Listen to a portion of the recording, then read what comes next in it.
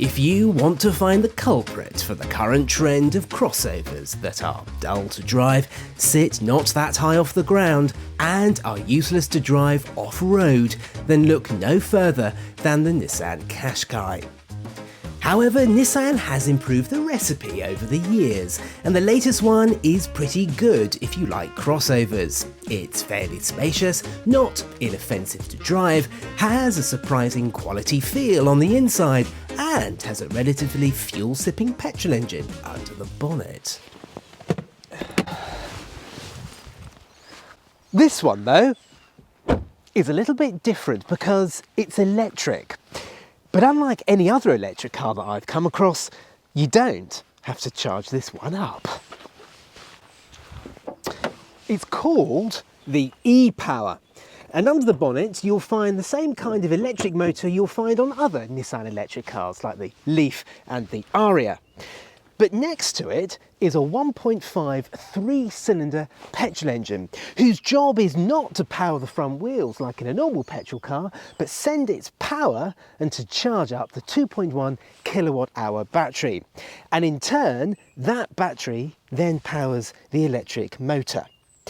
So we've got an electric car that has a petrol engine that acts as a generator. So in theory, this is a range extender. In theory. In theory, yes, but in reality, not really.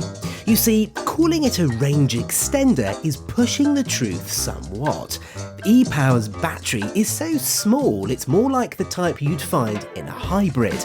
In fact, speaking of hybrids, and that's exactly what the driving experience is like. Yes, I know the engine isn't powering the front wheels, but the way the engine is constantly kicking in and kicking out and powering up those batteries, really, the driving experience is very similar to a full hybrid, or a self-charging hybrid as some manufacturers call them. Honestly, the way this car gets down the road is very similar to a Toyota CHR hybrid, for example. You do get this handy diagram though, telling you what's going on at any given moment. And in my time driving this car, I've tried to keep the car running in electric mode as much as I possibly can, and trying to prevent that petrol engine from kicking in. But like it has done just now, it's inevitable because the battery is so small, that petrol engine needs to kick in to charge it up to power the electric motor.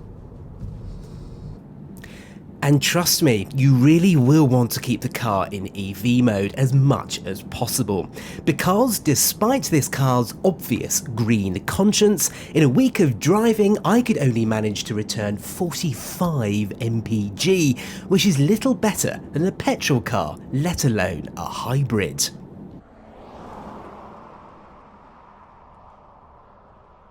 There is one way in which the e-Power drives nothing like a hybrid, and that's how smooth it is.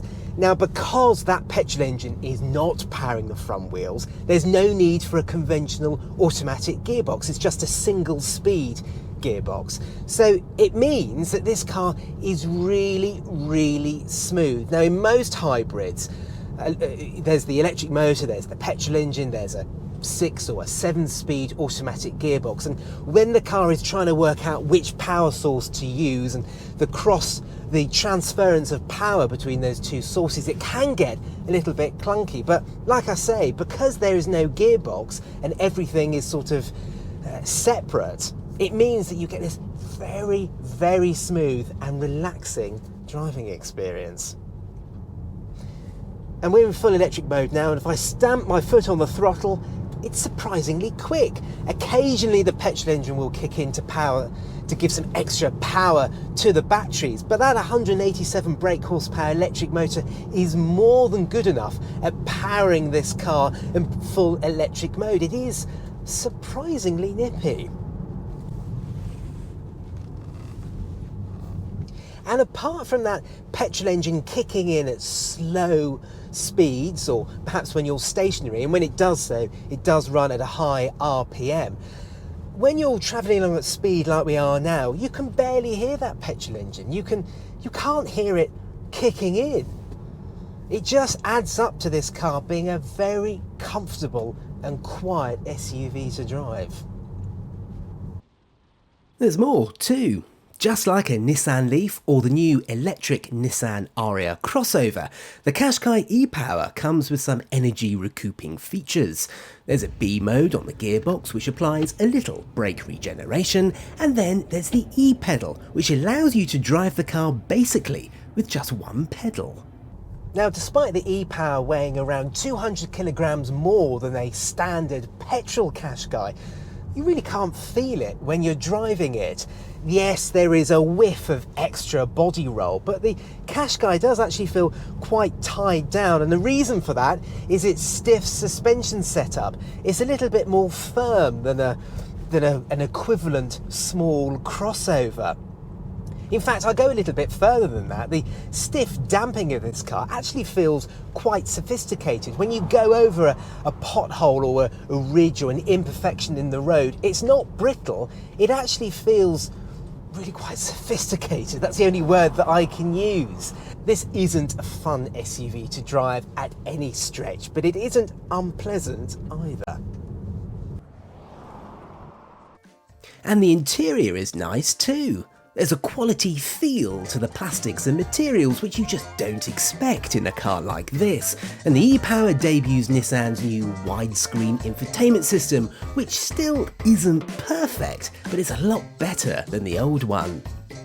The e-Power comes with a £2,000 price premium over the normal petrol versions, but while prices may start at under £33,000, this test car with some nice toys is 38 grand, and that just seems like a heck of a lot of money.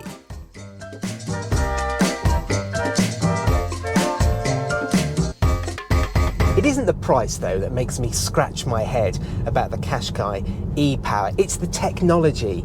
You see, it's not really a range extender, whereas other range extenders like the BMW i3 REX, the old Vauxhall Ampera, if you remember that, and the current London Black Cab, where they all have large batteries that you could all plug into electricity to charge them up.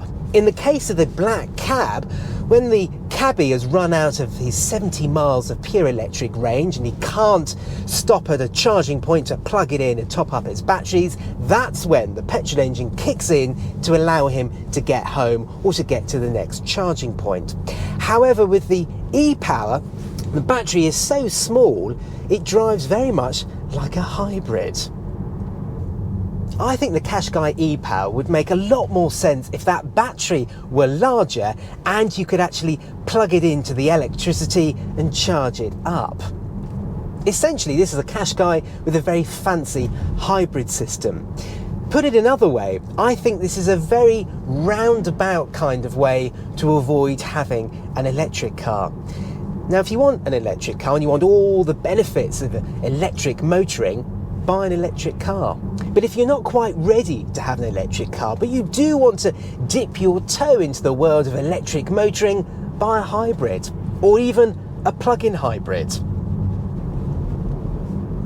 The Qashqai e-Power then is a very smooth and refined family crossover, and I'm sure it will interest some people. I just don't think it's the kind of technology that lots of people are crying out for.